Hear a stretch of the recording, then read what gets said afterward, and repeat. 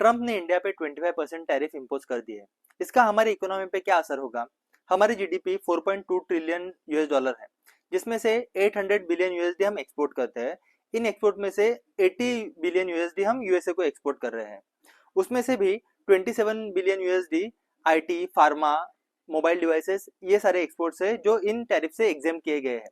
तो हमारी जीडीपी पे 2% से भी कम इम्पैक्ट इन टैरिफ्स के वजह से होने वाला है। तो शॉर्ट टर्म में तो इसका ज्यादा इम्पैक्ट नहीं होगा, और वही हमको स्टॉक मार्केट में भी दिखा। हमारा स्टॉक मार्केट में ज्यादा गिरा है और ना ही आने वाले दिनों में ज्यादा गिरेगा इन टैरिफ्स की वजह से।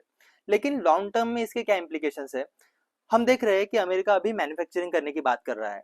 अब तक वो मैन्युफैक्चरिंग क्यों नहीं कर पा रहा था? क्योंकि उनकी लेबर कॉस्ट ज्यादा है। लेकिन अमेरिका और चाइना, ये दोनों कंट्रीज बहुत ज्यादा एआई टेक्नोलॉजी में इन्वेस्ट कर रही है।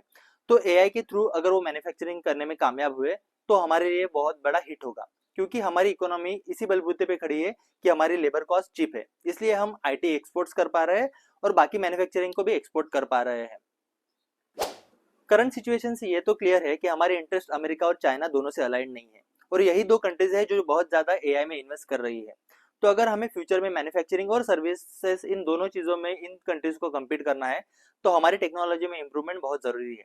इसलिए गवर्नमेंट और बिजनेस दोनों को बहुत ज्यादा नई टेक्नोलॉजीज और एआई में इन्वेस्ट करना होगा, और हम और आप जैसे लोगों को नई नई स्किल्स सीखनी होगी ताकि हम इंडिया को ग्रो करा पाए।